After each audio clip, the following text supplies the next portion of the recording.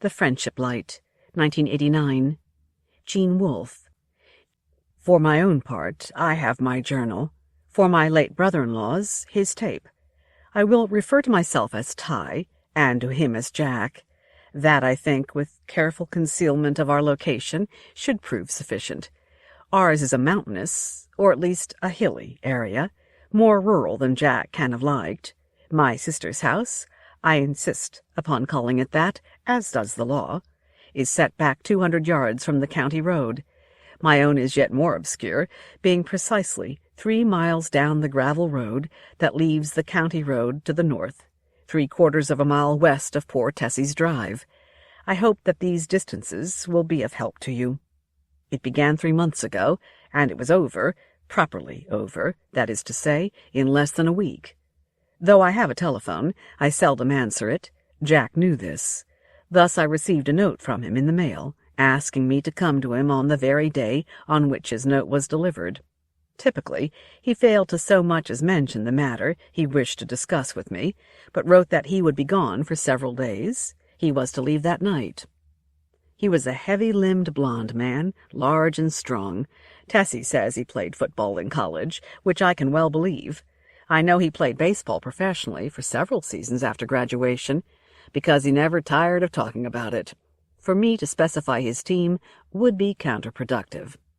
I found him at the end of the drive, eyeing the hole that the men from the gas company had dug. He smiled when he saw me. "I was afraid you weren't coming," he said. I told him I had received his note only that day. "I have to go away," he said. "The judge wants to see me." He named the city. I offered to accompany him. No, I need you here, to look after the place, and you see this hole?" I was very tempted to leave him then and there, to spit, perhaps, and stroll back to my car. Even though he was so much stronger, he would have done nothing. I contented myself with pointing out that it was nearly a yard across, and that we were standing before it. As I ought to have anticipated, it had no effect upon him. "It's for a friendship light. One of those gas things, you know? Tess ordered it last fall, before you had her committed," I added helpfully, "before she got so sick. Only they wouldn't put it in then, because they were busy tuning up furnaces." He paused to wipe the sweat from his forehead with his index finger, flinging the moisture into the hole. I could see he did not like talking to me, and I resolved to stay for as long as I could tolerate him. "And they don't like doing it in the winter, because of the grounds being frozen and hard to dig. Then in the spring, it's all mushy." I said, "But here we are at last. I suppose it will be made to look like a carriage lamp, with a little arm for your name. They're so nice."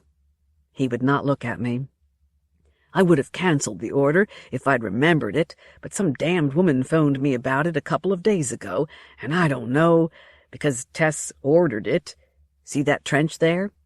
Again, I could hardly have failed to notice it. "It's for the pipe that'll tap into the gas line. They'll be back tomorrow to run the pipe and put up the lamp and so on. Somebody's got to be here to sign for it, and somebody ought to see to Tess's cats and everything. I've still got them. You're the only one I could think of." I said that I was flattered that he had so much confidence in me. "Besides, I want to visit her while I'm away. It's been a couple of months. I'll let her know that you're looking after things. Maybe that will make her happy." How little he knew of her. "And I've got some business of my own to take care of." It would have given me enormous pleasure to have refused, making some excuse, but to see my old home again, the room in which Tessie and I slept as children, I would have done a great deal more. "I'll need a key," I told him. "Do you know when the workmen will come?" "About 9:30 or 10, they said." Jack hesitated. "The cats are outside. I don't let them in the house any more." "I am certainly not going to take responsibility for a property I am not allowed to enter," I told him. "What if there was some emergency?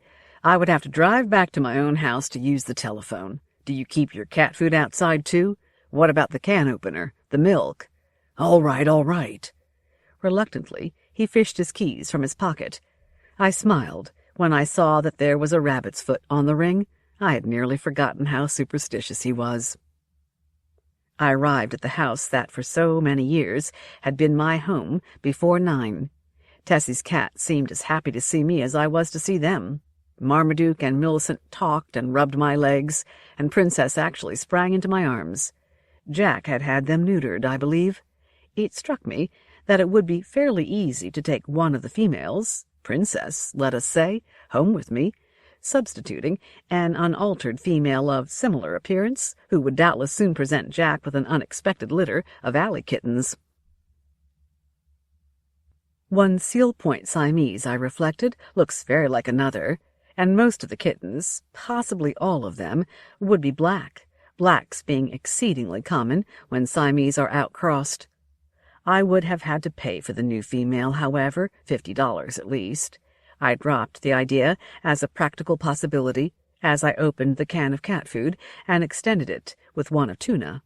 But it had set my mental wheels in motion, so to speak. It was after 11 when the men from the gas company came, and after 2 before their supervisor rang the bell.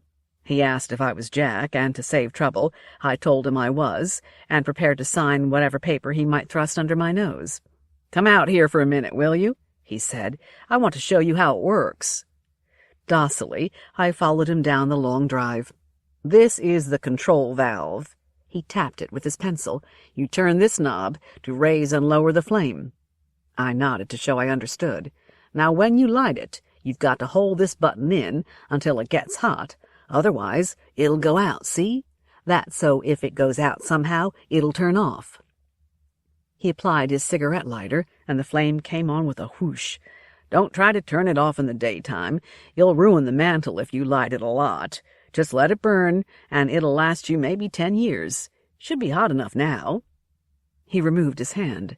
The blue and yellow flame seemed to die, blazed up, then appeared almost to die once more, flickering a little. He paused and glanced at his watch. I could see that he did not want to take the time to change the valve. Thinking of Jack's irritation, I said, "It will probably be all right when it gets a bit hotter." It flared again as I spoke. "Yeah, I better turn it down a little. I got it set kind of high." The sullen flickering persisted, though in somewhat muted fashion. The supervisor pointed. "Right over here's your cutoff. You see how long that valve stem is? When the boys get through filling in the trench, it'll be just about level with the ground, so you don't hit it with the mower. But if you've got to put in a new light, like if somebody racks up this one with his car, that's where you can turn off the gas." I lingered in the house. If you knew how Spartanly I live, in a house that my grandfather had thought scarcely fit for his tenant farmers, you would understand why. Jack had liquor and plenty of good food. Trust him for that. My sister's books still lined her shelves, and there was an excellent stereo. It was with something of a shock that I glanced up from au rebours and realized that night had fallen. Far away, at the very end of the long, winding driveway, the new friendship light glared fitfully. It was then that I conceived my little plan. In the morning, I found the handle of the cut-off valve that the supervisor had shown me and took it off, employing one of Jack's screwdrivers.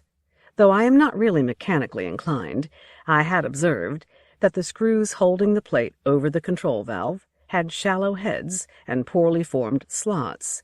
They had given the supervisor some difficulty when he replaced them. I told a clerk at our hardware store in the village that I frequently had to retighten a screw in my stove, which, although there was never any need to take it out, repeatedly worked loose. The product he recommended is called an anaerobic adhesive, I believe. It was available in 4 grades: wicking, medium, general purposes, high strength, and permanent installation. I selected the last, though the clerk warned me that I would have to heat the screw thoroughly with a propane torch if I ever wished to remove it. Back at my sister's, I turned the flame higher, treated the screws with adhesive, and tightened them as much as I could. At that time, I did not know that Jack kept a journal of his own on cassette tapes. He had locked them away from my prying ears before he left, you may be sure. But I found the current number when the end of tape alarm sounded following his demise, and it may be time now to give old Jack the floor. Time for a bit of fun. Well, here we are. Nicolette's in the bedroom, switching into something a lot more comfortable, as they always say, so I'm going to take a minute to wrap things up. The judge said okay to selling the beach property, but all the money's got to go into the fund. I'll knock down the price a little and take a finder's fee. Nicolette and I had a couple of good days, and I thought, Jack! Okay, here's what happened. Nicolette says she was trying out some of Tess's lipsticks and looking in the mirror when she saw somebody down at the end of the driveway watching her. I told her she ought to have shut the drapes, but she said she thought way out in the country like this, she wouldn't have to. Anyway, she saw this guy standing there and not moving. Then the gas died down, and when it came back up he was still there, only a little nearer the house. Then it died down again, and when it came back up he was gone. She was looking out of the window by that time, she says in her slip. I went down to the end of the drive with the flashlight and looked around, but there's so many footprints from the guys that put up the friendship light, you can't tell anything. If you ask me, it was Ty. He stopped to look when he saw lights in the windows. It would be just like that sneaky son of a bitch not to come by or say anything, but I've got to admit, I'm glad he didn't. Well, when I got back to the house, Nicolette told me she heard the back door open and close again while I was gone. I went back there, and it was shut and locked. I remembered how it was while Tess was here, and I thought that bastard has let those cats in. So I went, kitty, kitty, kitty, and sure as hell, the big Tom came out of the pantry to see if there was anything to eat. I got him by the neck and chucked him out. Got some good pics of Nicolette and me by using the bulb with the motor drive. What I did was put the bulb under the mattress. Every once in a while, it would get shoved down hard enough to trip the shutter. Then the motor would advance the film. Shot up a whole roll of 24 that way last night. She laughed and said, put in a big roll tomorrow. But I don't think so. I'm going to try to get her to go back Thursday. Got to think about that. Can't take this roll to Barry's in town, that's for sure. I'll wait till I go sign the transfer of title, then turn it in to one of the big camera stores. Maybe they'll mail the prints to me, too. She wanted me to call Ty and ask if anything funny went on while we were away. I said okay, thinking he wouldn't answer, but he did. He said there was nothing funny while I was gone, but last night he was driving past, and he saw what looked like lightning at an upstairs window. I said I'd been fooling around with my camera equipment and set off the flash a couple of times to test it out. I said I was calling to thank him and see when I could drop by and get my key back. He said he'd already put it in the mail. If you ask me, he knows Nicolette's here. That was him out there last night as sure as hell. He's been watching the house, and a few minutes ago on the phone he was playing a little game. Okay by me. I've loaded the savage and stuck it under the bed. Next time he comes snooping around, he's going to have bullets buzzing around his ears. If he gets hit, hell, no jury around here is going to blame a man for shooting at trespassers on his property at night. Either there's more cats now, or the coons are eating the cat food again. Nicolette got real scared tonight as soon as it got dark. I kept saying, what's the matter? And she kept saying she didn't know, but there was something out there moving around. I got the savage, thinking it would make her feel better. Every so often the phone would ring and keep on ringing, but there'd be nobody on the line when I picked it up. I mixed us a couple of stiff drinks, but it was like she'd never touched hers. When she finished, she was just as scared as ever. Finally, I got smart and told her, listen, honey, if this old place bothers you so much, why don't I just drive you to the airport tonight and put you on a plane home? She jumped on it. Would you? Oh, Lord, Jack, I love you. Just a minute, and I'll run up and get packed. Until then, there hadn't really been anything to be scared of that I could see, but then something really spooky happened. The phone rang again. I picked it up out of habit, and instead of nobody being there like before, I heard a car start up, over the goddamned phone. I was mad as hell and banged it down, and right then Nicolette screamed. I grabbed the rifle and ran upstairs, only she was crying too much to say what it was. The damn drapes were still open, and I figured she'd seen Ty out by the friendship light again, so I closed them. Later, she said it wasn't the guy she'd seen before, but something big, with wings. It could have been a big owl, or maybe just her imagination and too much liquor.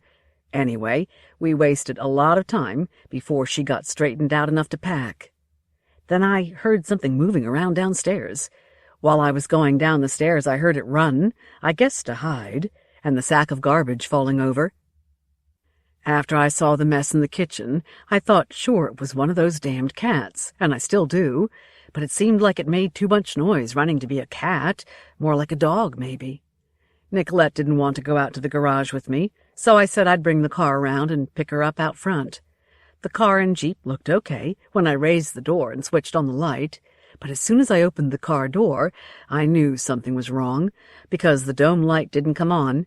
I tossed the rifle in the back, meaning to take a look under the hood, and there was the goddamnedest noise you ever heard in your life. It's a hell of a good thing I wasn't still holding the gun. It was a cat, and not one of ours. I guess he was asleep on the back seat, and I hit him with the Savage when I tossed it inside. He came out of there like a buzzsaw, and it feels like he peeled off half my face. I yelled. That scared the shit out of Nicolette in the house, and grabbed the hammer off my bench. I was going to kill that son of a bitch, if I could find him. The moon was up, and I saw him scooting past the pond. I chucked the hammer at him, but missed him a mile. He'd been yowling like crazy, but all of a sudden he shut up, and I went back into the house to get a bandage for my face. I was a mess, too. That bastard took a lot of skin off my cheek, and a lot of blood had run onto my shirt and jacket. Nicolette was helping me when we heard something fall on the roof. She yelled, "Where's your gun?" And I told her it was still out in the goddamned car, which it was. She wanted me to go out and get it, and I wanted to find out what had hit on the roof. But I went out first and got the Savage. Everything was okay, too. The garage light was still on, and the gun was lying on the seat of the car. But when I tried to start the car, it wouldn't turn over. Finally, I checked the headlights, and sure enough, the switch was pulled out. I must have left the lights on last night. The battery's as dead as a doornail. I was pulling out the folding steps to the attic when the phone rang. Nicolette got it, and she said all she could hear was a car starting up, the same as I'd heard. I went up into the attic with the flashlight and opened the window and went out onto the roof. It took a lot of looking to find what had hit. I should have just chucked it out into the yard, but like a jerk I picked it up by the ear and carried it downstairs and scared Nicolette half to death. It's the head of a big tomcat, if you ask me, or maybe a wildcat, not one of ours, a black one. Okay, when I was outside and that cat got quiet all of a sudden, I felt a breeze, only cold, like somebody had opened the door of a big freezer. There wasn't noise, but then owls can fly without making a sound, so it's pretty clear what happened. We've got a big owl around here.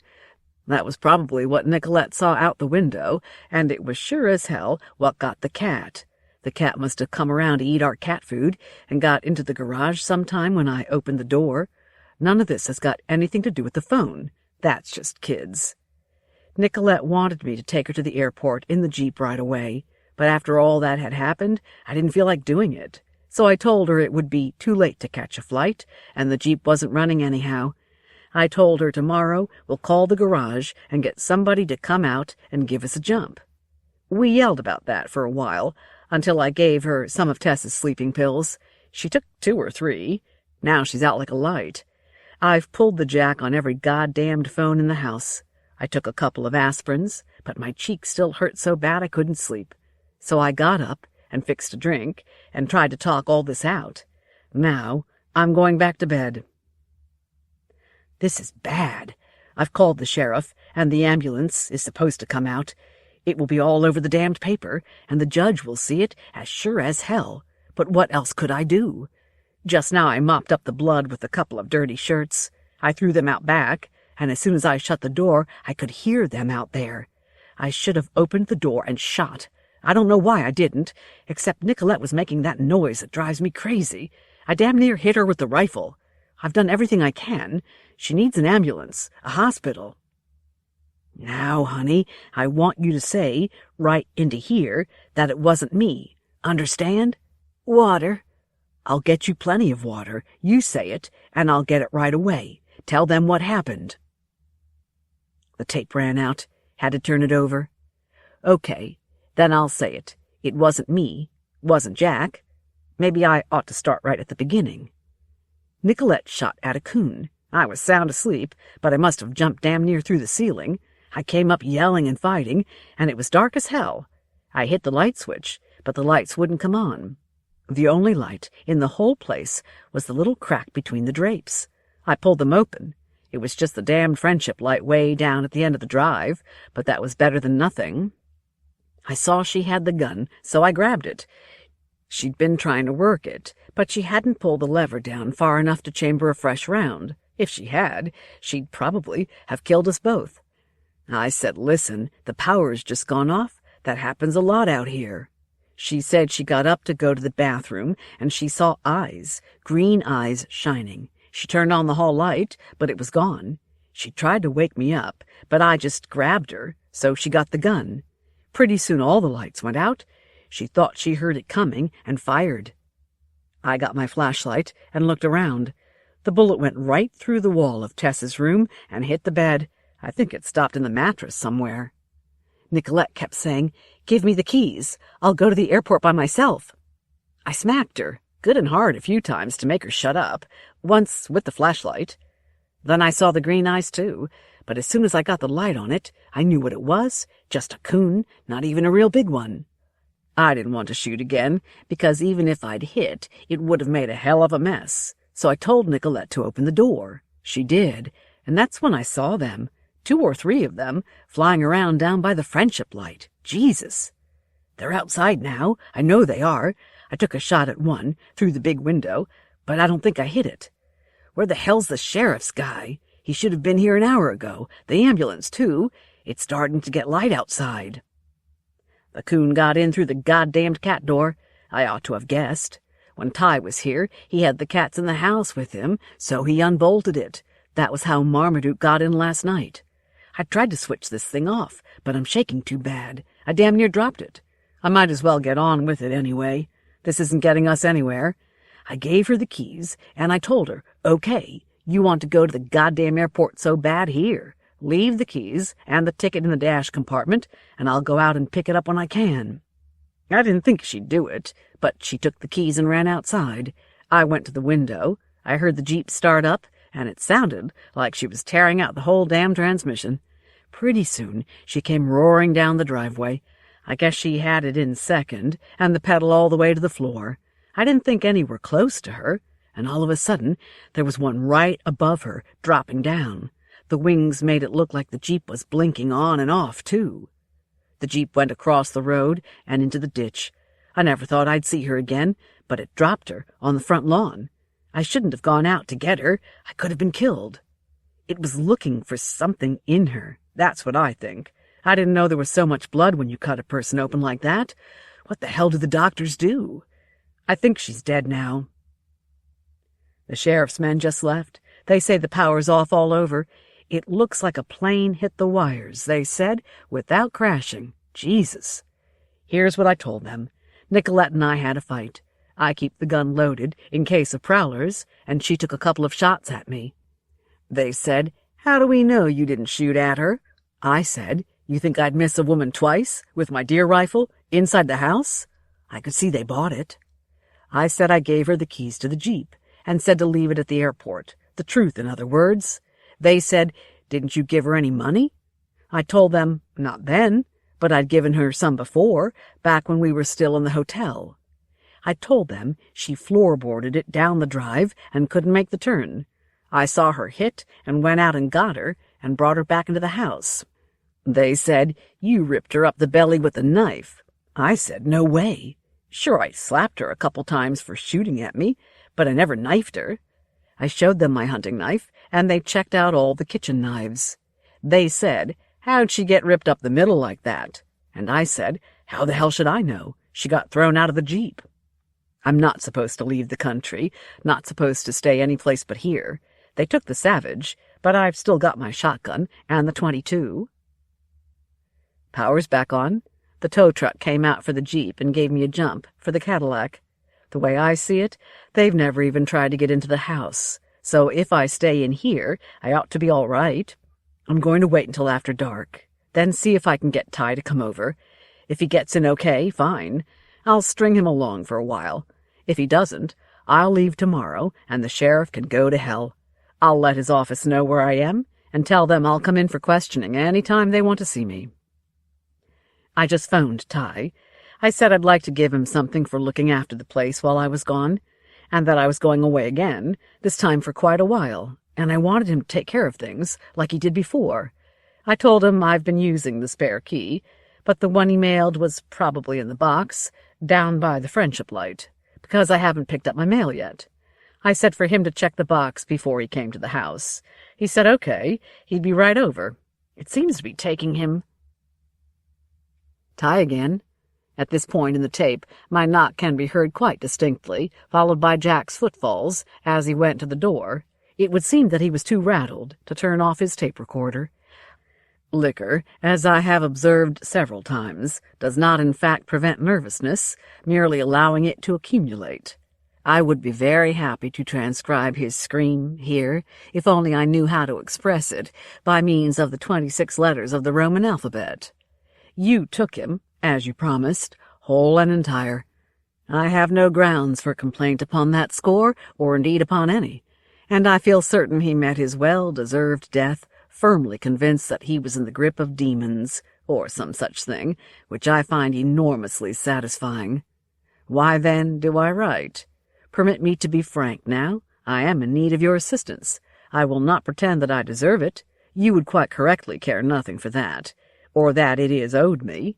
I carried out my part of the agreement we made at the friendship light, and you carried out yours. But I find myself in difficulties. Poor Tessie will probably never be discharged. Even the most progressive of our hospitals are now loath to grant release in cases of her type. There were so many unfortunate incidents earlier, and although society really has very little invested in children aged 2 to 4, it overvalues them absurdly. As her husband, Jack was charged with administration of the estate in which, though it was by right mine, I shared only to a minuscule degree through the perversity of my mother. Were Jack legally dead, I, as Tessie's brother, would almost certainly be appointed administrator, so my attorney assures me. But as long as Jack is considered by law a fugitive, a suspect in the suspicious death of Nicolette Corso, the entire matter is in abeyance. True, I have access to the house, but I have been unable to persuade the conservator that I am the obvious person to look after the property, nor can I vote the stock, complete the sale of the beach acreage, or do any other of many such useful and possibly remunerative things. Thus I appeal to you, and to any privileged human being who may read this. Please forward my message to the appropriate recipients. I urgently require proof of Jack's demise. The nature of that proof I shall leave entirely at your discretion. I venture to point out, however, that identifications based on dental records are in most cases accepted by our courts without question. If Jack's skull, for example, were discovered some 50 or more miles from here, there should be little difficulty. In return, I stand ready to do whatever may be of value to you. Let us discuss this matter openly and in good faith. I will arrange for this account to be reproduced in a variety of media. It was I, of course, as even old Jack surmised, whom Jack's whore saw the first time near the friendship light. To a human being its morose dance appeared quite threatening, a point I had grasped from the beginning. It was I, also, who pulled out Jack's headlight switch and put the Black Tom, I obtained it from the Humane Society, in his car, and it was I who telephoned.